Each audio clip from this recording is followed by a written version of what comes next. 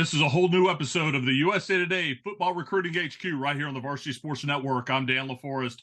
Tonight, John Santucci and Chris Boyle go one-on-one with a big reason why Edgewater is sitting undefeated right now. Cedric Baxter Jr. and Camp McGee. And then John goes one-on-one with Colin Hurley, the sophomore sensation quarterback out of Trinity Christian. And then John also has Edwin Joseph, one of the star wide receivers from Chaminade Madonna. And then they both have Seth Stringer from the North Florida Daily News. You're watching the USA Today Football Recruiting HQ right here on the Varsity Sports Network. And John and Chris will be back right after these messages.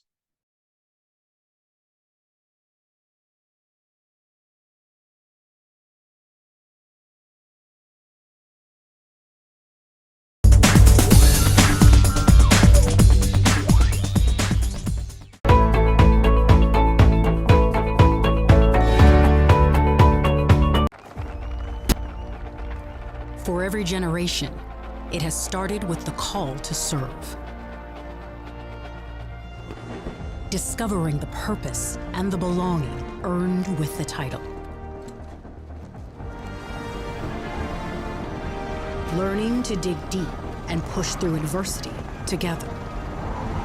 Defending our nation and its people. It is a life of great worth and reward. But Marines are never really finished serving. Their commitment comes full circle, visible in communities across our country. This is Semper Fidelis, always faithful, always Marine, marking a path for the next generation. In the market for the finest athletic apparel available? Check out theimperialpoint.com. Fully sublimated designs, top quality, made in the USA apparel for any team and any fan. Check them out today at theimperialpoint.com or give them a call at 800-801-4884. Imperial Point Apparel, made in the USA.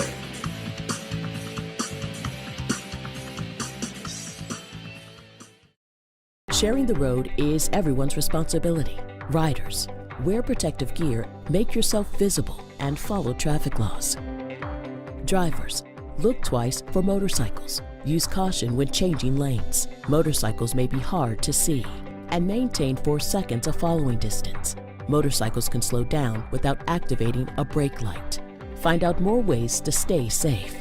Share the road, Florida, and arrive alive.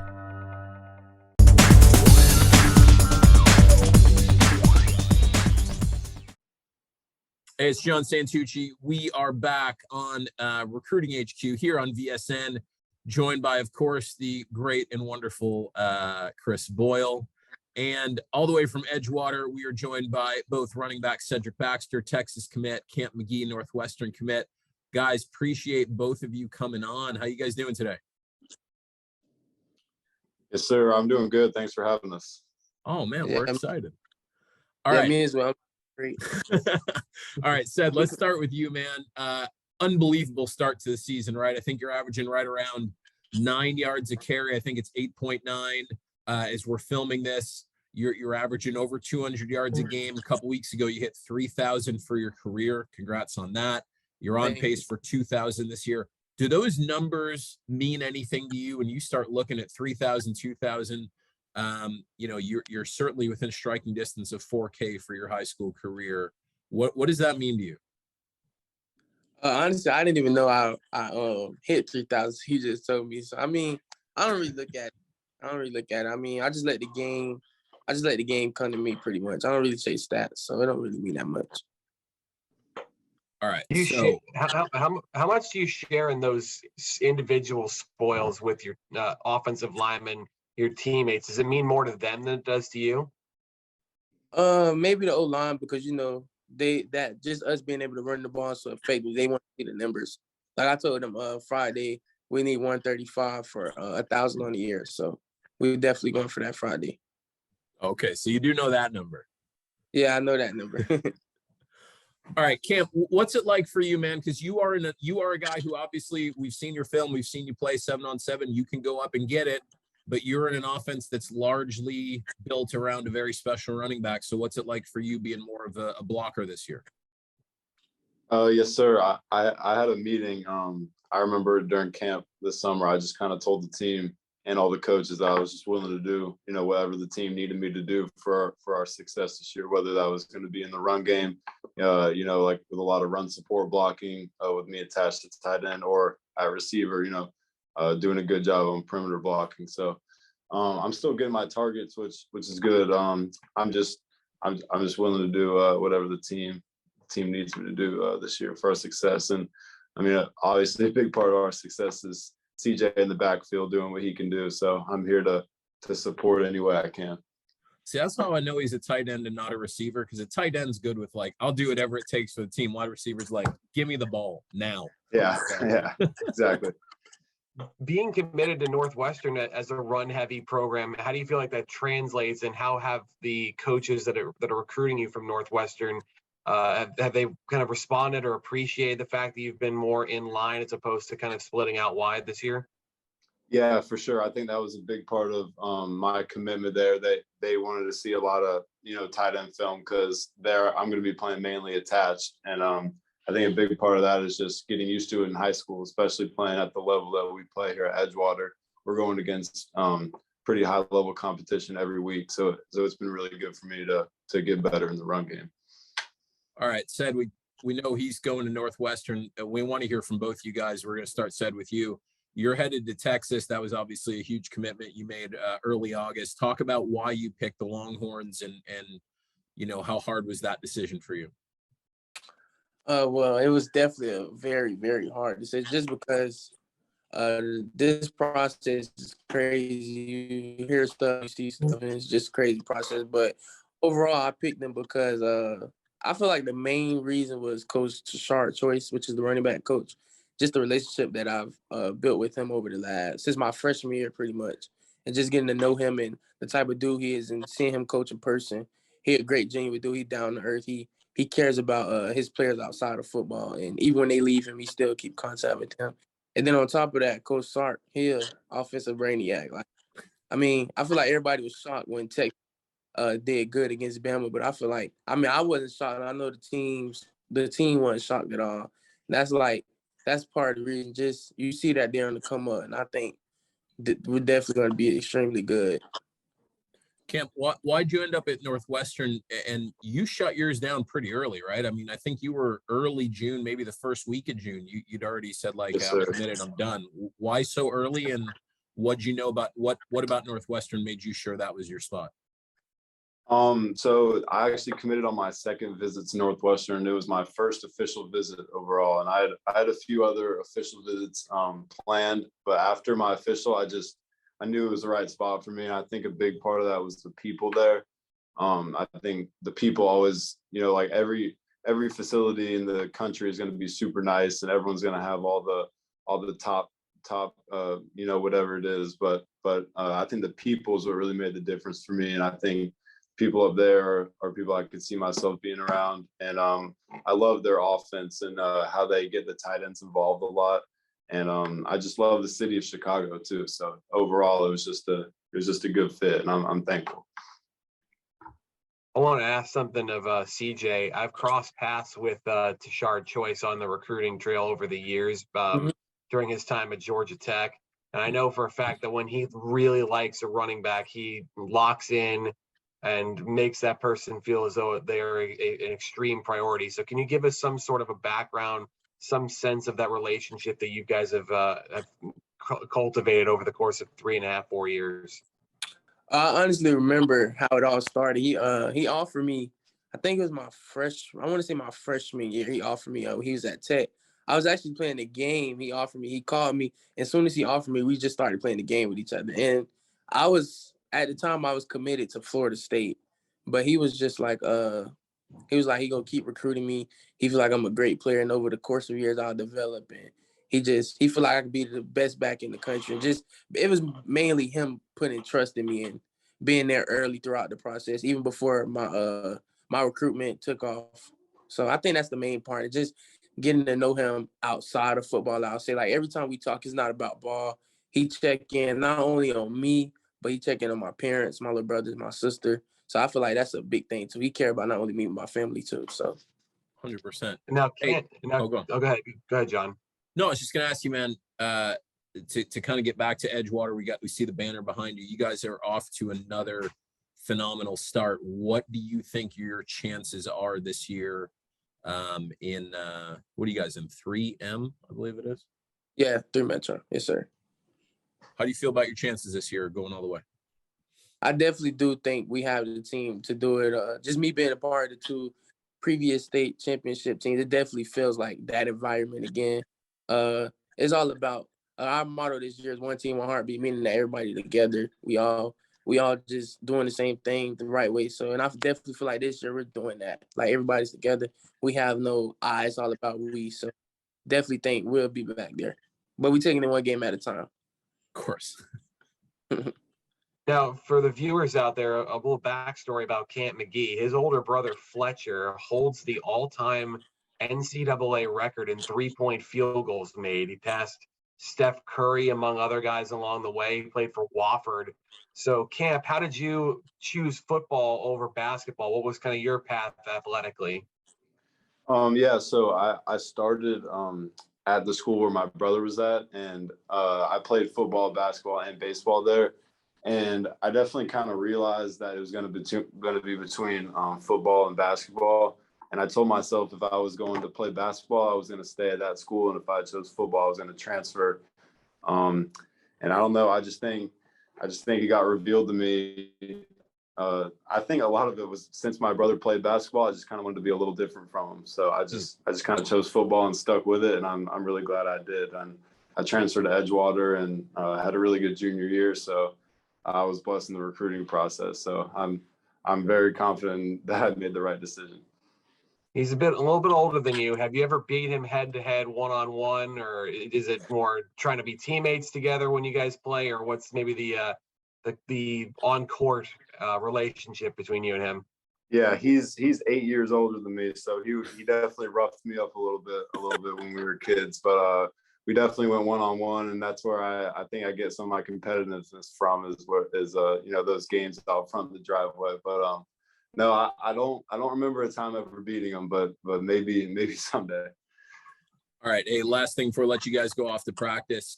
We are both big fans of Coach Duke. I think he does a phenomenal job. Actually, I think he's a bit underrated, even though I know he's been Coach of the Year in the state a couple of years ago. I want both of you guys to give me one word that best describes Coach Duke. And I don't care who goes first, but give me one word. And remember, he'll probably see this, so you don't have to run extra laps in practice. So I'd make it a good one. Yeah, you're first.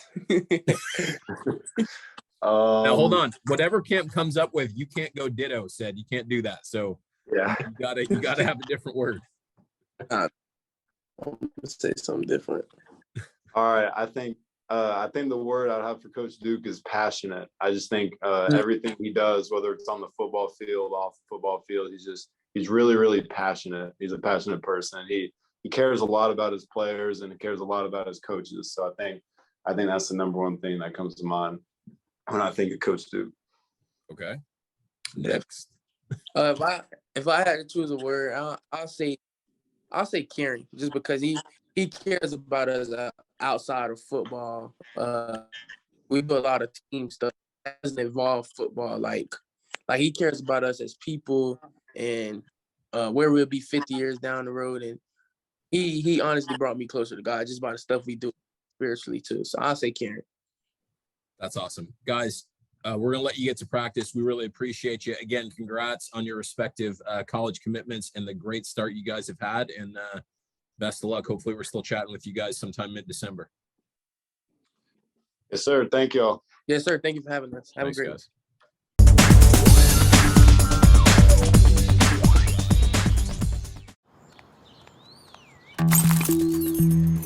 Marijuana can impair your ability to drive, and that affects much more than just you. Drive baked, get busted. Are you in the market for the finest athletic apparel available? Check out theimperialpoint.com. fully sublimated designs, top quality, made in the USA apparel for any team and any fan. Check them out today at theimperialpoint.com or give them a call at 800-801-4884. Imperial Point Apparel, made in the USA.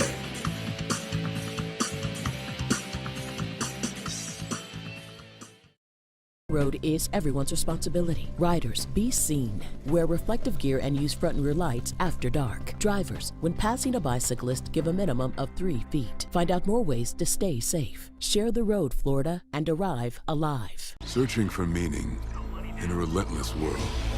Always connected, but somehow alone.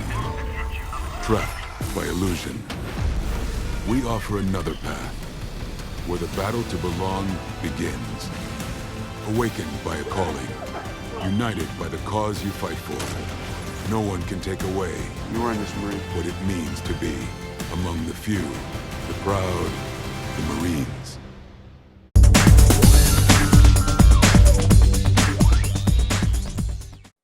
Hey, it's John Santucci here on Recruiting HQ on VSN. Here, of course, with Bulls standout sophomore quarterback Colin Hurley, state champion. Anything else you want me to say about you real quick? No. Thank you. It means a lot to me that I'm on this show. No worries, man. We are excited to have you. You were, I think, we're only freshmen we had on the show last year, so we had to bring you back this year. All right, hey, let's get right into it, man. Let's go back a couple months, go back to your summer, because you went to a lot of different camps. You balled out at a lot of different camps, right? LSU, Ohio State. Give us a little bit of an idea. What were those experiences like? Which of those experiences, not just on field, but off field as well, really stand out to you? Now, as you know, we played a really long season. We played all the way till December. We got the chance to play in the state championship game and won. So the off season started pretty quickly for me. Right. Right after I started my off season regimen, and I put on, I want to say 14 to 17 pounds, so I'm 6'2", 217 right now. And after that, as I trained in the off season, I hit up some 7-on-7 camps. I won a couple championships in that. That wasn't really my main focus, but I'm just out there, have fun, build new connections, bring some people over the Trinity, encourage people, not recruit. I say, and then camp season started for me. People don't know this, but I handle camps a lot differently. I don't do the 10 camps in 14 days. That's not who I am. That's not who I'm ever going to be. I only hit up 6 camps. I hit up Florida State, LSU, Ohio State, Florida, Miami, and Alabama. I go in there ready to compete and be the best quarterback in the camp. I don't care what class they're in, how good they claim to be. I look to go there and be the best quarterback at any camp. I got top performer at every single one. That's crazy. That's awesome. I went in there. I built connections with all the coaching staffs. Those 6 schools are actually in my top 12. So I really feel like there's a strong connection. I feel like they were really able to see how I can throw a ball up close. And I feel like I got great feedback from all those camps. And I really feel like those camps mattered. Yeah, you just mentioned you have a top 12. How like kind of where are you at in the process? And part of the question is too, like, quarterback's such a different position, right? That's the one spot. It's such a premium position. That's the one spot everybody wants early. Like, they'd take it today, kind of a thing, if you wanted to commit. So kind of A, where are you at timeline wise, and B, where are you at schools wise? I've cut down my list from 30 schools to 12. I'm speaking with all those schools weekly. There's a couple new schools calling my head coach. No, so that's going to get interesting as well. With the 23 class being settled, now they're moving on to 24s and 25s. And I really feel like there's a lot of talent in both those classes. But I don't feel like anybody has my body of work. I have 2 state titles. I won Florida 2A overall player of the year last year. Not offense, overall. So I have all the people in 2A. I made Florida first team all state. And I play at a national powerhouse. I don't play at a weak school. We play a tough schedule every year. And I don't feel like anyone has my size and my arm talent. So I question who else can match that. But we're being very deliberate and strategic about the process. No, I'm not like I'm not concerned about a time yet. It actually might be speeding up for me. I'm just gonna pick the school that's right for me. I'm looking at the best program that's for me, where I think I would develop an offensive system that fits for me. The city where am I living? And I want to have a genuine connection with the coaching staff as well. That's really important for me. And overall, the end goal is to make it to the NFL. So which program will develop me to get into the NFL? Absolutely. How do you handle all this pressure? I mean, you just rattled off, I think, a list of accomplishments that anybody at any age would like to have. Certainly, you're only a sophomore, and you just started your sophomore year.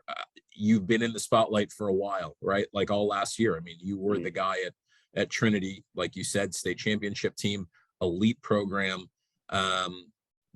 Is that pressure for you? Is that something that you've had to learn to handle, or is it just is that not your personality to really feel a lot of pressure externally? I love the game of football. I would be lying if I said there wasn't any pressure, but honestly, I think I handle it well. I don't worry about what people have to say about me, what people have to say about Trinity, whether we're good or not, whether we'll make it to the state championship again or any of that. We just all come together, and just we have a brotherhood there. We all believe in each other. We all believe that we can do what we want to accomplish. We just care about what each other has to say. Playing at Trinity is not easy. You're expected to win, not go 10-0, but to win a state championship.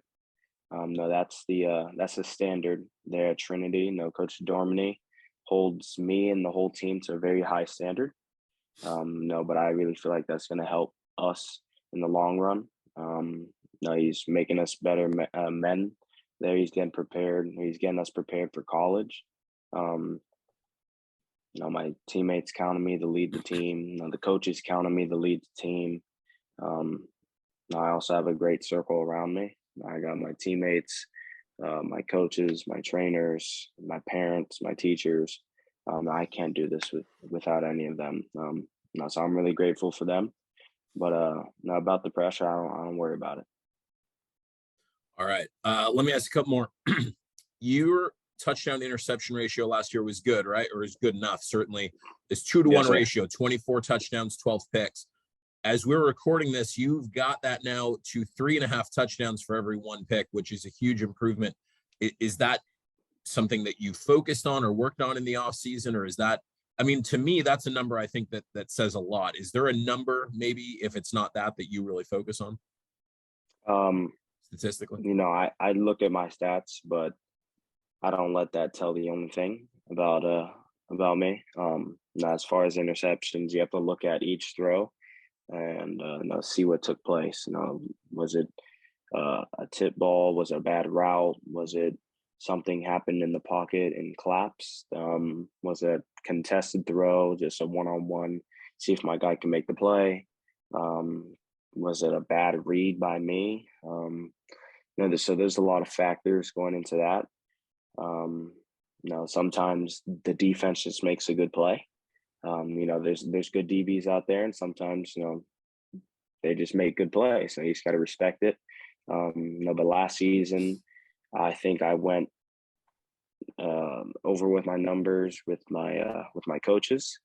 And I believe that 5 of those interceptions should have been caught, but it's not my fault, but it's also my stat. So I just have to live with it. As a QB, you always want to try to just protect the ball, but I can't. I'll never be scared to play like how I play. I just love ripping the ball. So if it gets picked off every once in a while, I want it to be off me just ripping a ball, and just defense just makes a good play. You just can't get mad over that. You just have to live with it. Now, hey, if it makes you feel any better, all 5 of those interceptions were caught, just not by your receiver. So if it makes you feel any better, they were caught.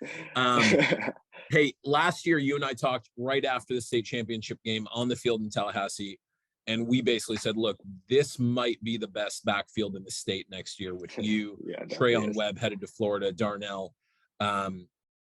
And I certainly think through the early part of the season, that's been the case. I think if there's any short list of here's the best backfields in the state of Florida, Trinity's got to be in the top 3, certainly, if not number 1. Talk about your running backs. How explosive are these guys? How talented are they? No, so I know for a fact we have the best running back duo in Florida. Those guys are all special. No, it really is an honor just to share the backfield with them. We both learn from each other. We won 2 state titles together, and they definitely help the passing game. They make my job a lot easier. They can catch the ball, they can run the ball, they can block. They can do it all. So it really helps the passing game. It helps for opportunities for them to get the running game going. Trayon had over 1,000 yards last season, and Darnell had 1,300, and I also threw for 2,200. So it's our offense was very explosive. Those guys help to make it explosive. I'll definitely tell you that. Both of them have unique styles. But they ultimately, they love on each other. They just want to see each other succeed. I do as well. The whole team does. And they definitely do. So I love those guys. Yeah. By the way, just Trayon's numbers you mentioned a second ago, all of that in I think he missed the first 4.5 weeks of the season. So, just a monster effort down the stretch for you guys in the playoffs. Okay, now let me throw you a little bit of a weird question. If Trayon and Darnell were superheroes, since you see those guys a lot, which 2 superheroes would they be and why?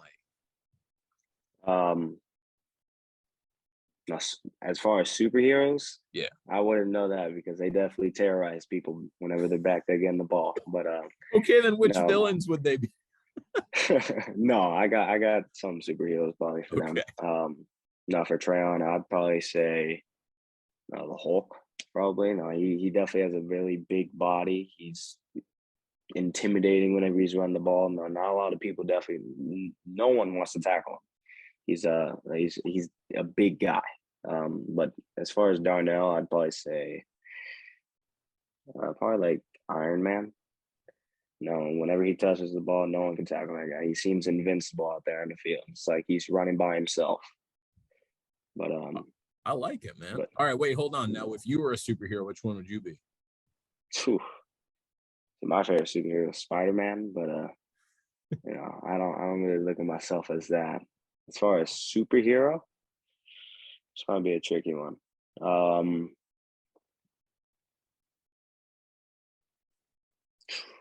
Superhero.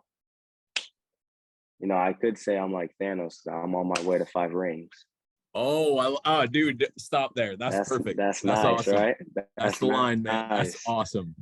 All right, we are ending with that because I don't want to ask you any other questions and wreck it, man. That's hitting the 3-pointer and walking off. So, dude, awesome job to start the season again. We so appreciate having you on, and best luck the rest of the way, man. Yes, sir. Thank you. Just in case, because I think I said Bulls quarterback. That couldn't be more wrong. Trinity Christian in Jacksonville. They just beat Bulls when we were recording this. So I think that was probably, if I screwed that up, I apologize to everybody in Trinity, especially you, my man. So be well. I appreciate you. Yes, sir. Thank you. All right.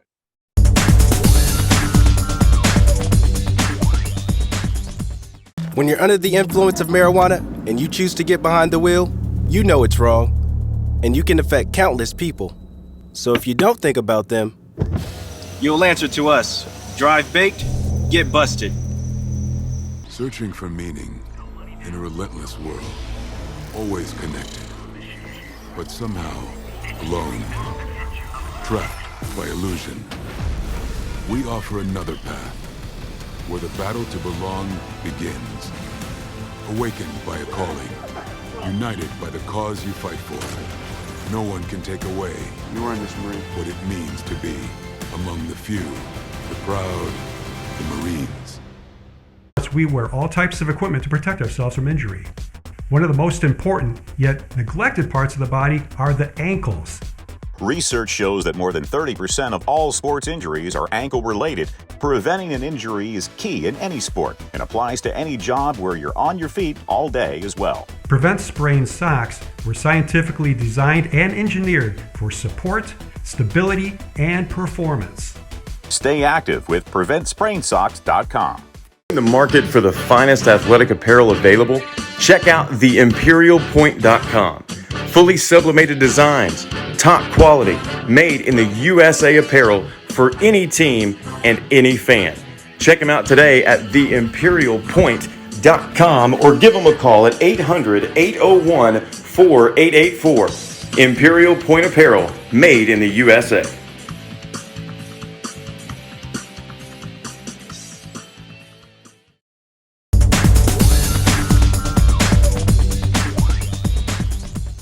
Hey, it's John Santucci. We are back. Another segment of USA Today's Recruiting HQ. We are here with Chaminade.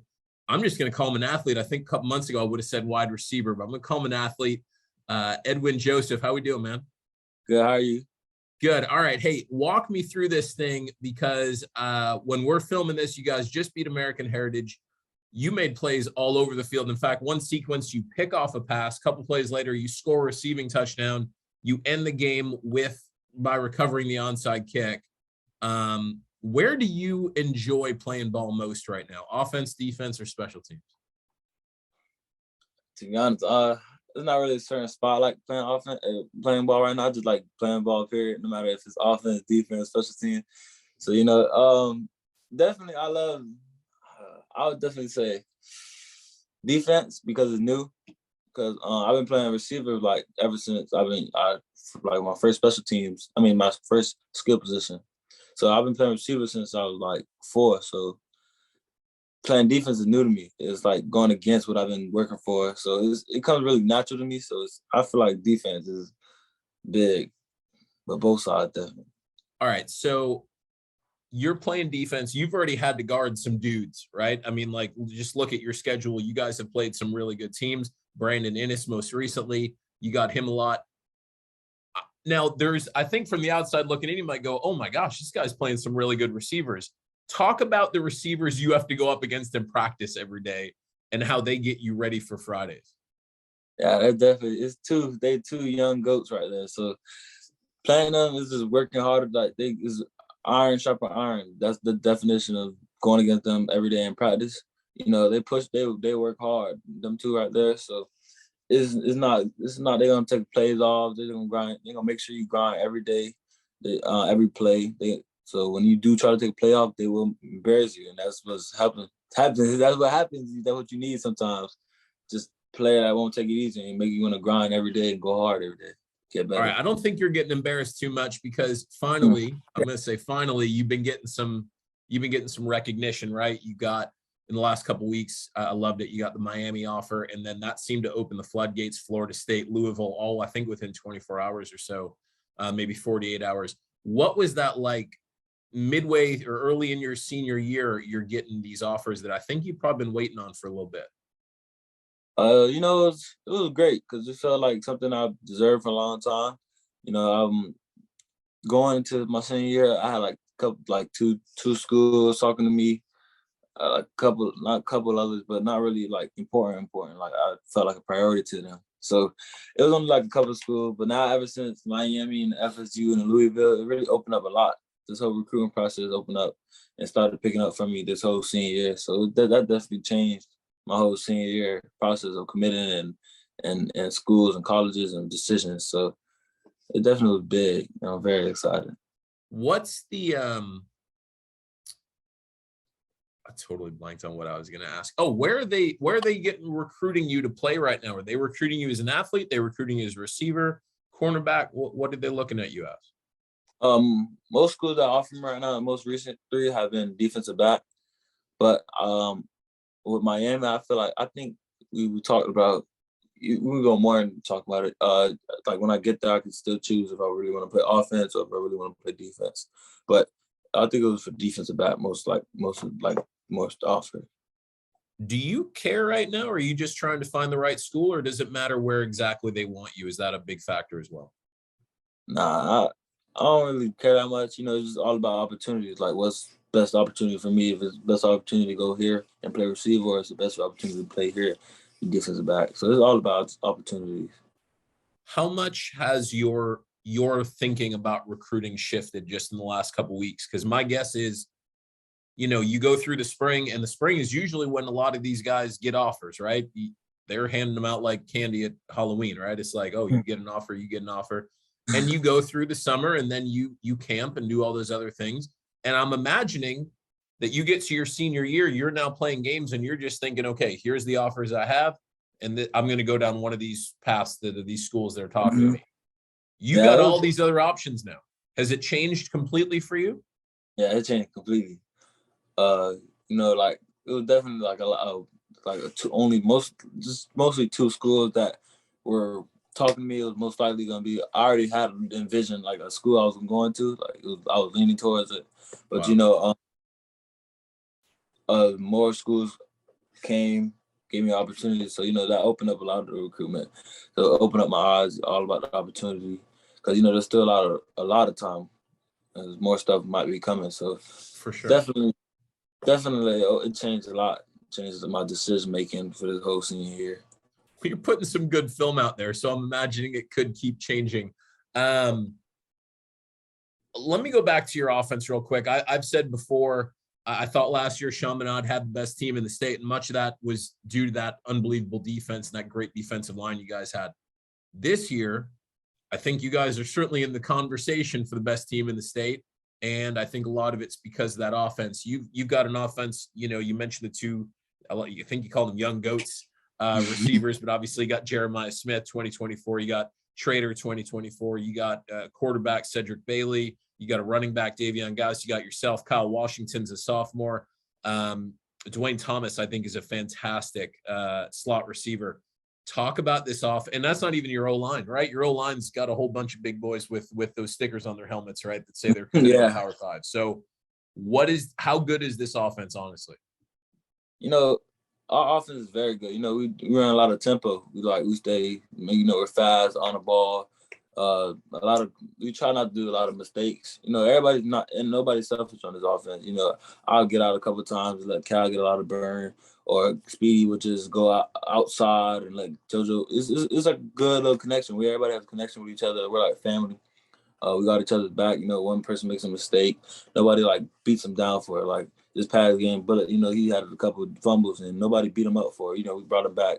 He ended up scoring 2 touchdowns or 3 touchdowns. So, this whole offense is very talented, but behind that we have a good connection. Like everything connection. We talk about family. We talk about other things than just football sometimes. So this offense, this is probably the most connected our offense been in the past couple of years. So I feel like this offense is very powerful. Talk about Cedric Bailey. I asked him after you guys played game 1, and I said, how aware are you of how many touches your receivers gets? And he said he's very aware of it. He wants to make sure that you guys don't have anything to complain about and that he shares the wealth. What's it like having a quarterback like that who is conscious about, I need to make sure all my receivers are eating? It's great because, he grew a lot since freshman year, because I've been there since freshman year, and he came, I think, his sophomore. So like every year you could just see him improving and improving. You know, it's great. Nobody like, even if somebody has more catches than somebody else, nobody just cries or just complains for the ball. Yeah, but he definitely does a good job spreading the ball a lot. So, you know, he's been doing a great job this year and past year, and he's only improving, you know, because he still got the rest of the year to prove everybody wrong that he's one of the best quarterbacks, if not the best quarterback down here. All right, let me throw one more at you. I'm going to give you a chance to talk a little trash if you want. I wouldn't talk too much. That's just me. I think the biggest what if, and I said this a week ago, the biggest what if that I hear in the state is what would happen if Chaminade played Miami Central, right? I think that's the game a lot of people would love to see. We're not going to get to see it this year, unfortunately, but if we got to see that, if you lined up against Central, who wins that game? I definitely love us in that game. I didn't think there was any other answer, but I had to throw that out. You want to score? You got to score for me? You know, it's two very talented teams. I'm not going to knock them off at all. You know, we got great coaching over there, great athletes. We got players on both sides that know each other. So, you know, it'll be a great game. It'll probably be a good game, like a good game. I feel like it'll be a defensive game. So it'll probably be like a 14-7 or like a it's like the only way like a team will win is off mistakes. I'm surprised you said that any team in the country would be able to hold you guys to just 2 touchdowns, but yeah, I feel like nah, you know, cause I'm not gonna just talk crazy. Cause you know you got to be real, but you know I'll talk crazy. You can be humble. It's okay. Yeah, we got to stay humble with it because you know we're still working. But nah, I like us with more than 14 points. You know, it'll probably be a good game, like a 28. Then I'll change it, 28-14 or a 28-21 game. All right. I think 28-21 sounds a little closer, but I'm not going to say who'd win it. Got a talented offense too, so you know I spend more time on them. Spend more time of them being on offense. So you know you got to think about time and all that. So it's a 28-21 game. Oh, now you're really thinking about it. All right, hey man, you're having a great start to the year. We really appreciate you jumping on, taking some time for us. So best of luck the rest of the way, my man. Thank you. You too. All right, see you.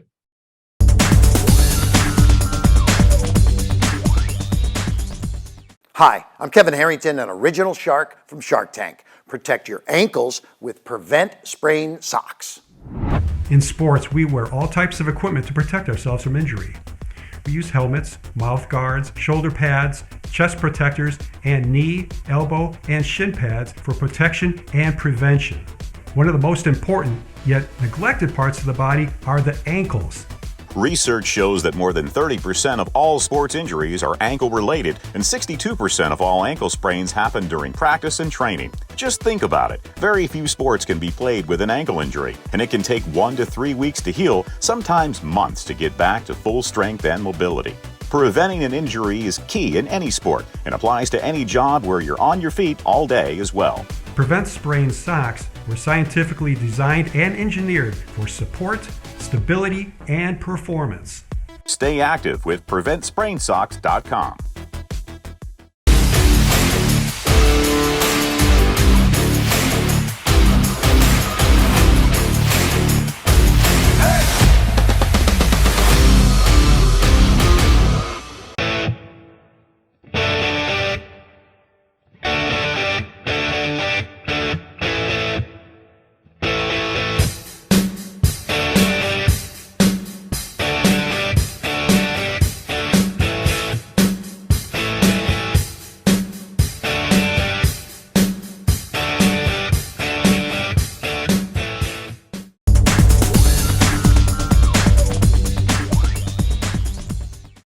Hey, it's John Santucci. We are back for another segment of Recruiting HQ on VSN. We are joined today by Seth Stringer from the North Florida Daily News.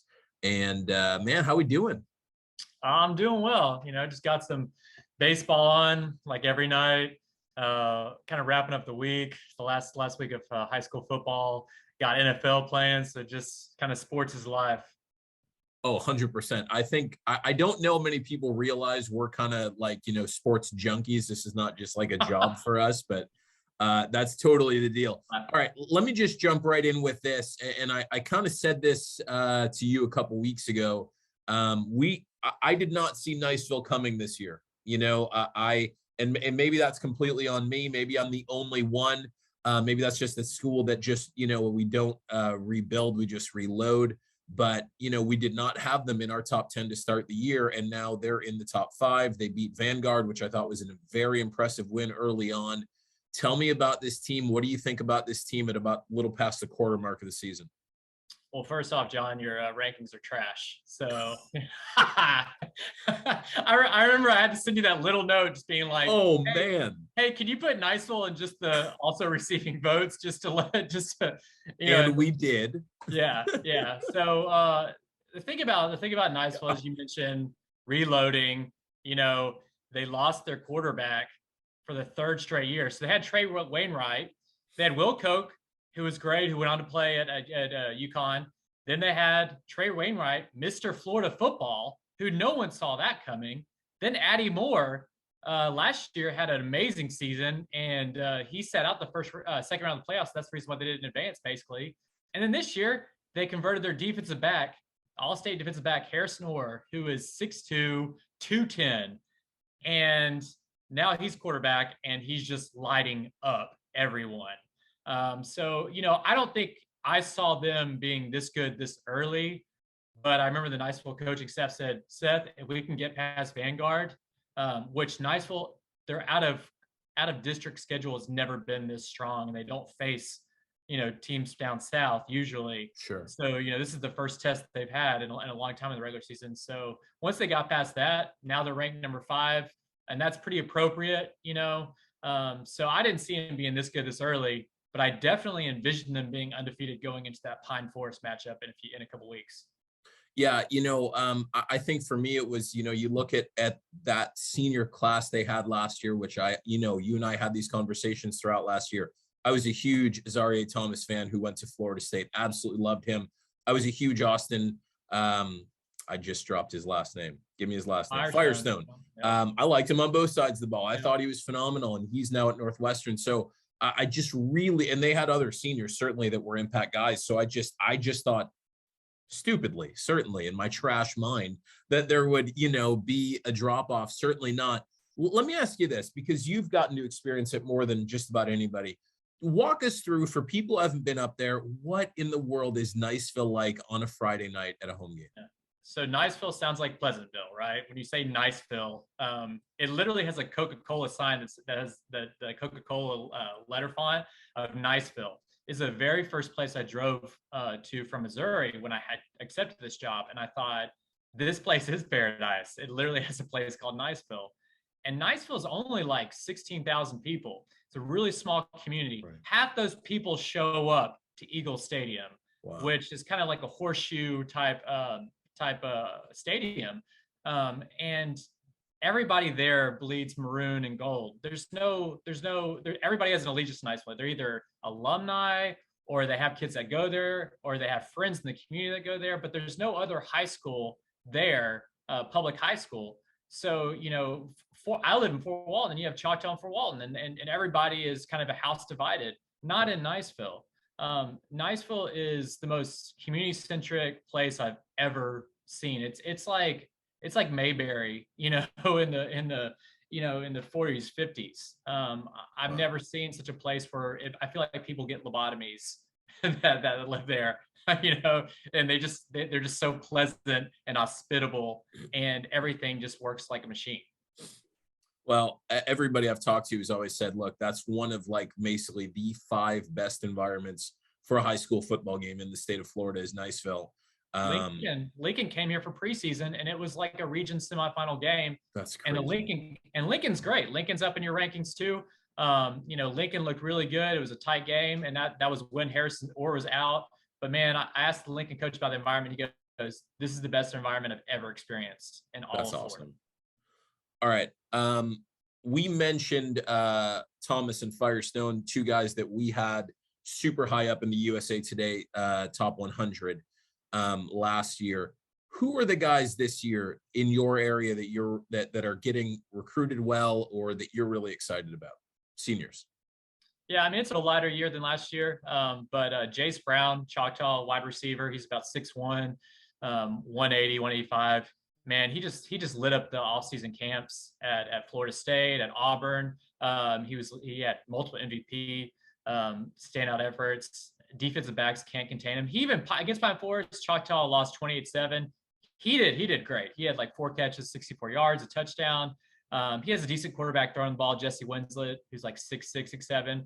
But Jace is just going to get his numbers regardless. He runs great routes. He runs like a 4.45. He's just a tremendous athlete. He's a good basketball player, which kind of you can see that. But Azaria Thomas said he ran that and Azaria plays wide receiver. He said the guy who runs the best routes in all of Florida to him is Jace Brown.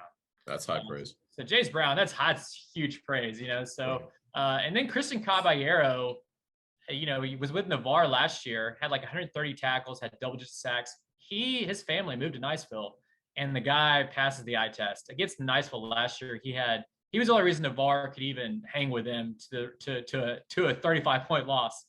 And Caballero had like 17 tackles, and even the coaching staff at Niceville was like, wow. And when I heard he was going to Niceville, I was like, well, there's our defensive player of the year. And this guy's going to get all the Power 5 offers he is looking for. So he's got Georgia Tech right now. They offered him really early. I'm sure a lot of other people are going to follow suit on him. And Georgia then Tech always does a nice job. No pun intended, in Niceville. They've always had a strong presence there. Yeah. And then Niceville's got they got a great offensive line too. Joe Hansen, he's getting offers. He's just got an offer from Kansas the other day, but he's starting to get Power 5 offers. He's getting Air Force and stuff like that. But he's a 6'4", 6'5", 280, 285 kid. I mean, he just great run blocker, great downfield blocker. I mean, he's going to get a lot of Power 5 offers too. Awesome. Okay, give me 1 or 2 guys in that senior class in your coverage area that you think, man, these guys, I don't understand it. They should have more offers by now. Yeah, Crestview has always been criminally underrated. They're kind of, I don't know if they're too far north in the Panhandle or whatnot, but they got a kid, Marion Hawthorne, who's 6'3", 210, defensive end. I mean, he just passes the eye test. Big hitter, can stop the run, can drop back. I mean, he's just tremendous. He really deserves a lot more attention. I think Jaden Shepard too at Niceville. Yeah. I think he's really underrated. I think he's been overlooked because he's always had these defensive backs that he's played with that have gotten more attention. And he was offered by Georgia Tech as like a sophomore, and he started to pick up some more offers, but no one catches anything on him, and you never hear his name. And last year he was originally a transfer from Crestview, and his name was thrown out for like recruiting violation type stuff, and they had to sit him out some of the year. And Niceville was not the same team without him, and it was just a really tough situation for him. And he came back and handled it with class. Doesn't have any ill will towards Crestview, and Niceville was supposedly going to have to forfeit the whole season. Never had to. No recruiting violations were done. And Jaden, I felt like he was kind of thrown under the bus there, and it hurt his numbers. And it hurt him getting starts. Now this year he's an athlete. No one's throwing on them, and they lost Harrison Orr in the secondary, and he's really taken on a leadership role. And Jaden's going to get a lot of offers too. All right, give me an underclassman or two, 24, 25 kid that you really like. Yeah, Nathaniel Kreider at Niceville. He is a 14-year-old, like 6 foot, 290-pound kid. He was a force at Ruckle. I remember hearing his name at Ruckle Middle School. He is starting as a freshman for Niceville, which is ridiculous. Wow. They don't start freshmen. Right. His number 72. He wasn't even on the roster for the first couple of weeks. That's how under the radar he was. But man, because this is an offensive line, they call it OLU because this is Kimo Macanoli, Austin Firestone, the LSU Northwestern kids. And now Joe Hansen is going to go Power 5. And this kid he's just so powerful, and he makes plays. And me and you could run through the holes at Niceville. That's how big the holes are. And but he's only a freshman. And South Walton, who's shown up as I think also receiving votes in the 2S rankings, and they don't have to deal with bowls anymore, etc. They got blitzed by bowls last year in the region finals. but they got a quarterback, Wells Bettenhausen, who's 6'5", 190, and he can run the ball, he can pass the ball. And they had a really good quarterback last year. That he was Kemper Hodges, who was All-State. He was the player of the year for his class, and he slotted in. And everybody thought South Walton wouldn't be good because they lost Cade Roberts, who's all-time receiving leader in Florida history, and Kemper Hodges, and then Pierce Spurlin, Mr. Georgia commit, has been out the whole year, and now they're just 3-0, and it's because of Wells Bettenhausen basically taking over.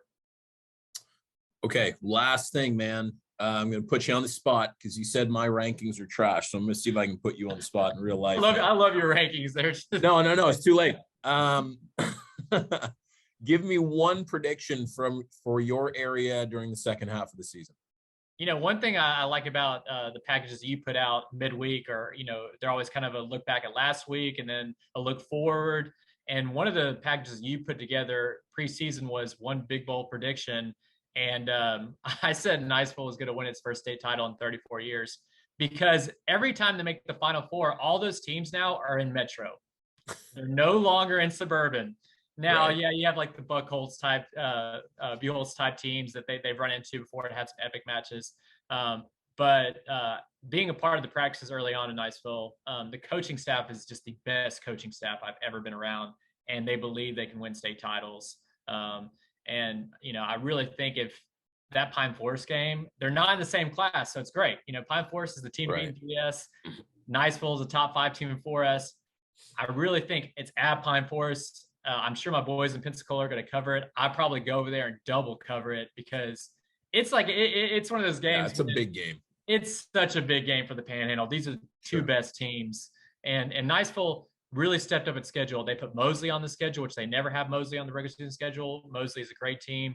If they beat Pine Forest, I think people will really take them seriously. And if they lose to them, it would just kind of reassert how good Pine Forest is. Yeah, I agree on both those things. It was funny. Chris Boyle and I were talking earlier today, and it was like, hey, look, you can learn a lot and actually admire a team based on how they play in a loss. You can, that those things can still happen. It's I don't believe it's completely one or the other, especially in the regular season. So after seeing Vanguard go into a crowd of 6,000-7,000 people with a student section of 500-600 and a band of 400 people, and just all that pressure and how they handle that. I mean, yeah, I have so much respect for Vanguard. It's like Texas losing to Alabama by a point. They rise in the rankings. Vanguard, earned a lot of respect from me. Traveling that far. And look, I don't think I actually made a prediction, or maybe I did. I don't remember. But when you look at Niceville in 4S, and I said this as soon as it came out, everybody looked at 2M and they saw, and rightfully so. You see Miami Central, you see American Heritage Plantation, you see Cardinal Gibbons, and all these state champions, and Miami Northwestern all lumped together, and that's the SEC. If you look at 4S, starting all the way up in the Panhandle with Niceville and some of the schools up there, and then you go and you look at that insane District 3 with Buchholz and Creekside and Bartram Trail and Oakleaf and Fleming Island, and then you go down a little bit more and you've got Vero Beach and Treasure Coast in the same district. You got Lakeland, you got Lake Gibson in the same district. You got all these schools. I haven't even mentioned Venice. 4S is loaded. So, I mean, look, whoever even comes out of Region 1, which Niceville is in, hats off to them, at that point, because you've got to really earn it. Yeah, and all those schools, I mean, they have some Twitter beef too. They always, they remember their losses. Buchholz, Cesario Thomas beat them on a 4th and 6 play. That was a double overtime game. I mean, those teams are kind of circling each other. 100%.